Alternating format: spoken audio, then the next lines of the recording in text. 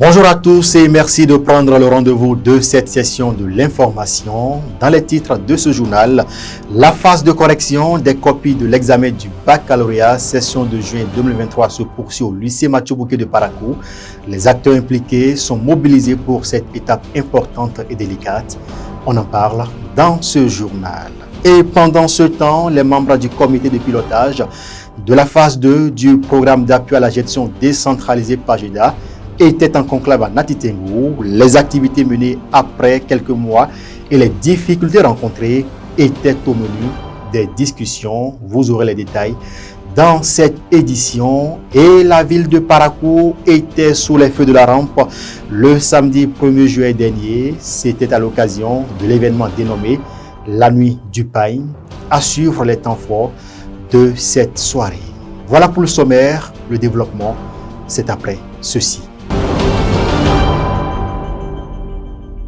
Ouvrons ce journal par une note éducative. Les candidats à l'examen du baccalauréat session de juin 2023 seront bientôt fixés sur le sort. La phase de correction démarrée le 3 juillet dernier se poursuit et prendra fin le samedi prochain. À cet effet, nous vous proposons de suivre Alassane Bigaboukari. Il est le superviseur général du centre de correction du lycée Mathieu Bouquet de Parakou. Nous avons démarré la correction depuis le lundi 3 juillet à 7 h avec les présidents de sous-commission pour les informations générales et la conduite à tenir au cours de la correction. Juste après ça, ils sont allés en atelier et la correction a commencé dans l'après-midi. Ils évoluent en ce moment et beaucoup d'ateliers ont pratiquement fini. C'est un peu de l'eau. Puis après ça, il doit y avoir la formation, les journées pédagogiques qui s'enchaînent. Je crois que samedi au plus tard, nous allons finir les corrections. On a 9 ateliers. Les 9 ateliers évoluent très bien. Et je crois que d'ici, certains vont finir ce soir et faire le point demain matin. D'autres finiront demain ou samedi matin. Les derniers, à savoir le français et la philosophie, vont finir. Bon, la phase de correction, nous allons procéder à la saisie des notes et après la saisie des notes. Mais entre-temps, puisque nous ne corrigeons pas les copies de Parakou, du Borgou, la Yoboli, que nous avons amené nos copies de l'autre côté, on a amené les copies des autres. Il faut retourner les copies des autres pour qu'ils fassent les relevés de notes et qu'on passe le 12, si prête à Dieu, dans l'après-midi, on va présenter les résultats. Cette édition se poursuit et renforcer les services sociaux de base et créer les conditions cadres alternatives aux services économiques et favorables au développement local. C'est l'objectif justement de la première session spéciale du comité technique interdépartemental du programme d'appui à la gestion, à la gouvernance locale et au renforcement de l'attractivité territoriale les 20, 21 et 22 juin 2023 à Komgia dans la commune de Ndali. On fait le point avec Eman Oussou et Kurt Zamba. Première session spéciale du comité technique interdépartemental du programme d'appui à la gouvernance locale et au renforcement de l'attractivité territoriale Agora phase 1 les 20, 21 et 22 juin 2023 à Komugea dans la commune de Ndali. L'objectif de cette rencontre des acteurs impliqués dans le développement des communes d'intervention de ce programme est de renforcer les services sociaux de base, créer les conditions cadres alternatives aux services économiques et favorables au développement local. C'est le lieu et le cadre de s'accorder sur des fils conducteurs devant nous permettre de mener efficacement nos activités au besoin de formuler des recommandations pratiques dans le cadre de la mise en œuvre de cette première phase du programme Agora. Il est également important de rappeler que nous devons de plus en plus questionner nos approches d'intervention dans un contexte sécuritaire préoccupant, marqué par des attaques des groupes armés non identifiés dans certaines communes de la zone d'intervention du programme. Les partenaires techniques et financiers de ce programme, notamment la coopération suisse et le consortium Participe RED, se disent heureux de cette session spéciale du comité technique interdépartemental. Sur les thématiques, nouvelles thématiques, je dirais, depuis ASCOL qu'on a maintenant avec Agora, qui sont surtout sur la thématique de la sécurité, dans un sens très large sur la thématique du changement climatique et la dégradation de l'environnement, mais aussi sur le développement économique local dans les communes. Je pense que ces trois thématiques qu'on a largement discutées pendant ce comité sont très très d'actualité. En mutualisant nos expériences et nos compétences, nous pensons apporter une valeur importante, inestimable, dans le développement des approches et outils qui sont prévus et qui sont indispensables pour le succès du programme. Plusieurs communications ont été présentées sur des notions ayant trait à la lutte contre l'insécurité et l'extrémisme violent, notamment le plan local de sécurité, le plan communal de contingence et bien d'autres. Avec la présence des préfets, avec la présence de différents acteurs au niveau départemental, d'échanger sur les difficultés liées au fonctionnement de ces comités et de trouver quand même des solutions pour relancer le fonctionnement durable de ce comité qui va permettre quand même aux élus, c'est-à-dire aux autorités communales, d'anticiper sur un peu les menaces en lien avec les différentes violences, le terrorisme. Qu'est-ce que le plan de contingence doit contenir, son processus d'élaboration, et aussi pour ce qui concerne les plateformes, l'on s'est attelé à rappeler à l'assistance un peu les attributions, le fonctionnement et la composition de ces plateformes. Les 3 jours de travaux ont été fructueux.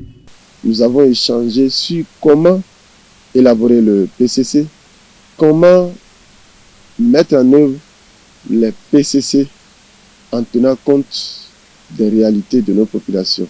Donc ce sont des échanges très fructueux pour les maires et les différents partenaires qui sont là. C'est pour dire que ces journées de la session du comité technique interdépartemental sont très fructueuses pour nos communes. Ce qui est très très important pour cette session, nous avons pu discuter des questions de sécurité. Parce que vous savez, aujourd'hui dans les communes du Nord, nous vivons ces problèmes d'insécurité avec ce que vous savez vous-même. Et je pense que nous avons eu beaucoup de débats autour de ça. Et nous avons pensé à l'installation des comités locaux de sécurité au niveau de chaque commune pour pouvoir avoir des informations et gérer au temps opportun. La mise en œuvre de ces recommandations permettra quand même aux différents acteurs et aux acteurs de la commune de mettre en pratique ces activités qui vont booster le développement de la commune et maintenir la sécurité au niveau de ces départements. La phase 1 du programme d'appui à la gouvernance locale et au renforcement de l'attractivité territoriale Agora prend en compte 27 communes des 4 départements du Nord Bénin. Il intervient dans plusieurs domaines, dont la maîtrise d'ouvrages communal, la fourniture de services publics sociaux aux populations, en matière d'éducation, la santé, l'état civil, le renforcement et la prévention de l'extrémisme violent, la coopération transfrontalière et bien d'autres. Et à Nati Tengou, dans le département de l'Atakora, les membres du comité de pilotage de la phase 2 du PAGEDA étaient en atelier de bilan à mi-parcours les 4 et 5 juillet 2023, un conclave qui a justement permis de passer en revue les activités menées. Reportage à suivre dans cet élément. La coopération suisse a mandaté l'ONG Scienson pour accompagner les acteurs de mise en œuvre de la phase 2 du programme d'appui à la gestion décentralisée de l'alphabétisation PAGEDA 2 dans les 27 communes des départements du Bogo-Alibori et de l'Atakora Donga. Après quelques mois de démarrage de la campagne, les membres du comité de pilotage se sont retrouvés à Nati Tengou dans le département de l'Atakora les 4 et 5 juillet 2023 pour passer au pain fait les activités menées sur le terrain et surtout faire des recommandations pour remédier aux éventuelles difficultés que rencontrent les acteurs. Depuis que l'accord a été signé, nous sommes en train de lancer la première campagne dans l'Atakora Donga, puisqu'il y avait déjà campagne dans le Bogo-Alibori. Alors cette première campagne a été lancée avec beaucoup de difficultés. La plus grosse, la plus connue, c'est toute la procédure, tout le processus de recrutement des opérateurs privés en alphabétisation qui a connu beaucoup de couacs parce que cette fois-ci, le recrutement obéit aux procédures de passation de marché public, ce qui n'est pas, dont le contenu n'est pas bien maîtrisé par tout le monde. Cela fait que il y a eu beaucoup de couacs et nous sommes en train de réfléchir à comment corriger toutes ces insuffisances. À côté de cela, le comité de pilotage aussi doit se prononcer sur les activités exécutées. Le rôle des différents acteurs dans le ministère, la coopération suisse et les communes dans la mise en œuvre du PAJEDA revêt d'une importance capitale et les résultats obtenus jusque-là ne sont pas négligeables. Et les résultats obtenus sont à la hauteur des attentes. Il y a du monde dans les centres et les ONG qui sont sur le terrain déploient tous les moyens à leur disposition pour pouvoir encadrer ces artisans et artisanes qui sont au niveau des centres d'alphabétisation. Plus de 9000 apprenants sont aujourd'hui mobilisés au niveau des 4 départements du Borgou, de la Librairie, Atakora et Donga. Tous les partenaires sont vraiment très investis, très engagés, et cela ressort aussi au sein de Socopil parce que il y a beaucoup d'interventions de haute qualité, il y a beaucoup d'approches qui sont partagées, donc je pense qu'on est sur un bon chemin. La secrétaire exécutive de la commune de Natitengo apprécie la mobilisation des artisans et artisanes autour des centres d'alphabétisation et sujets. Tous ont compris qu'il faut vraiment se donner une chance de savoir lire, écrire dans sa langue. Donc tous les acteurs sont mobilisés dans le sous-secteur de l'alphabétisation dans la commune. Les suggestions que je peux apporter, c'est au niveau des acteurs de transfert des ressources. Je vais leur demander de transférer les ressources liées au sous-secteur de l'alphabétisation à temps pour permettre que les centres vraiment fonctionnent. Occasion pour le représentant du ministre des Enseignements secondaires techniques et de la formation professionnelle de renouveler sa gratitude à la coopération suisse pour son accompagnement constant dans la mise en œuvre du PAJEDA.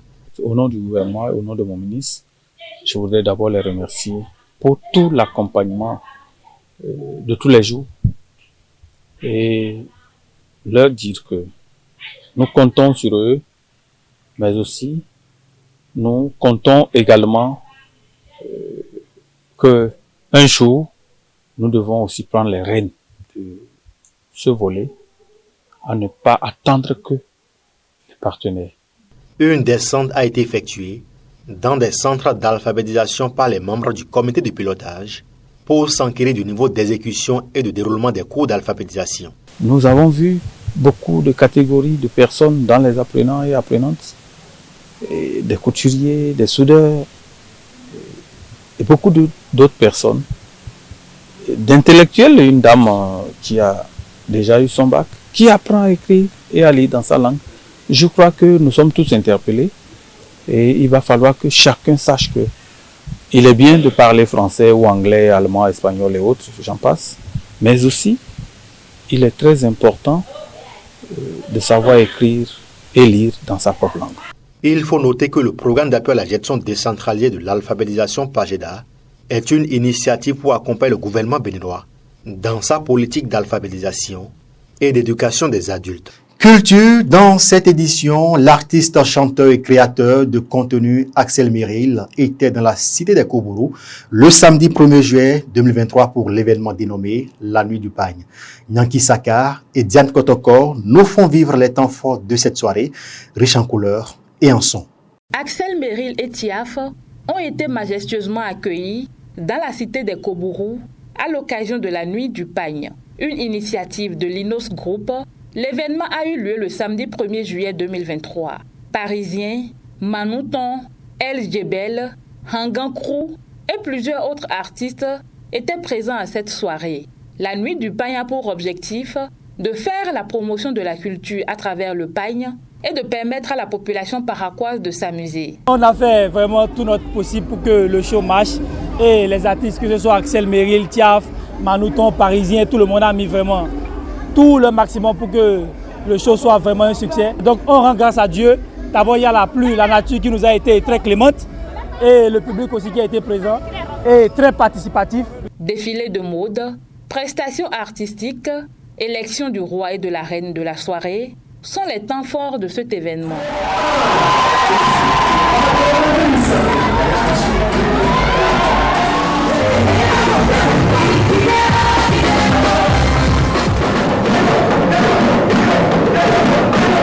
Tous en pagne, les Paraquois sont sortis massivement, vêtus de leurs plus beaux modèles, faire la promotion de la culture et profiter de la soirée. On ne s'attendait vraiment pas à tout ceci. Vraiment, moi, je suis contente. Je me suis bien amusée avec des amis, tout le monde était en paille. Moi, personnellement, j'étais en paille. De la manière dont l'ambiance était ouf. On ne peut pas tout dire. Non, on ne peut pas tout dire. Là, maintenant, je me suis retrouvée en paille tradie.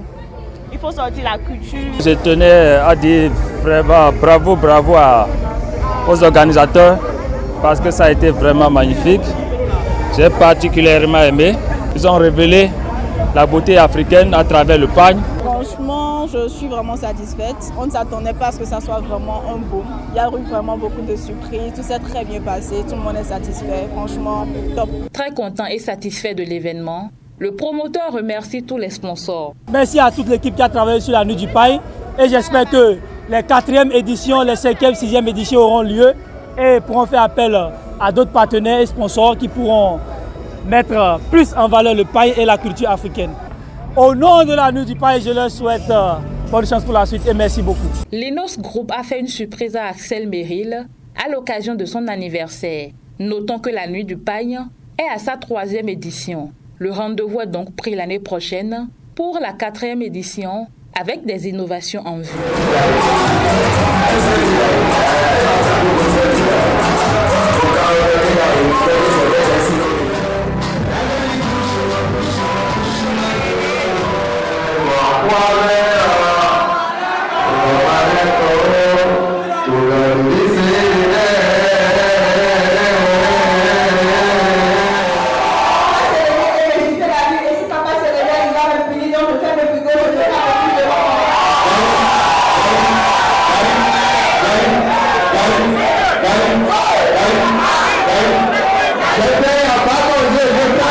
Et après cette soirée, justement, l'artiste du titre à succès, Kimi, a profité pour faire des dons dans un orphelinat et un foyer d'accueil de la ville de Parakou le 2 juillet dernier, date de la célébration de son anniversaire. Images et sons avec Emanoussou et Sabiou Chabiadamou. L'artiste, chanteur et créateur de contenu Axel Merrill a, à l'occasion de son anniversaire ce 1er juillet, fait parler son cœur. En effet, présent dans la cité des Kobourou pour l'événement dénommé La Nuit du Pagne, l'auteur du titre à succès Kimi a fait don de vivres et autres à 2 orphelinats de la ville de Parakou ce 1er juillet 2023. Ce don est essentiellement composé des sacs de riz, des pâtes alimentaires, du sucre, des moustiquaires et bien d'autres. Pour le donateur, ce acte est une habitude pour lui. En dehors de ce que Dieu nous donne comme grâce, il faut le partager avec les plus petits. Et je pense que la dernière fois que je l'ai fait, c'était la fin de l'année passée. Et je me suis dit, voilà, j'ai pris trop de temps pour en faire. Donc du coup, j'étais pas là. Et j'ai délégué ça à mon équipe. Ils ont fait un très bon travail, ce qu'il fallait. Et je suis très content d'avoir les enfants devant moi aujourd'hui. Et j'espère que ce qu'on vous a apporté pourra vraiment vous aider au fait et pourra alléger au fait les problèmes auxquels vous êtes confrontés. Kimi Makosso, fille du célèbre pasteur et influenceur ivoirien général Camille Makosso, s'est dit très heureuse d'être aux côtés d'Axel Merrill pour cette action sociale. Même déjà, je suis orpheline de mère, donc c'est un plaisir pour moi de venir ici accompagner Axel Merrill, faire ses dons. Déjà, merci à toi de penser aux orphelins. Content de recevoir ces dons des mains du célèbre chanteur Axel Merrill, les bénéficiaires manquent de mots et inondent le donateur de prières.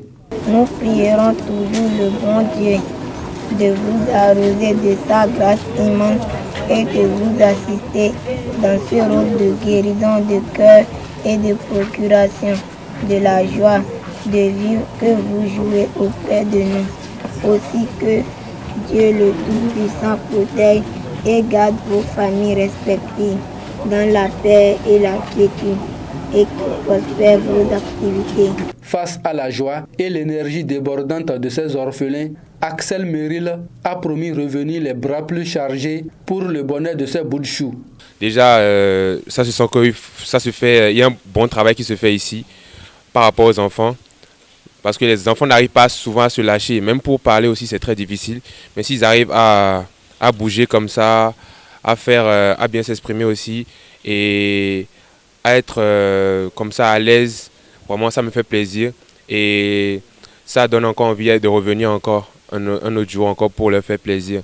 Et ce qu'on a amené aujourd'hui pour vous, c'est juste le début et on va revenir encore. Axel Merrill est à Parakou dans le cadre de l'événement dénommé la Nuit du Pagne, organisé par l'Inos Group. Par cet acte, il vient de marquer d'un cachet indélébile son passage dans la cité des Koborou, car les orphelins de Sabouyo et Saint-Joseph s'en souviendront pour toujours. Et les pas de danse, esquissés avec l'artiste, prouvent la joie qui anime ses enfants.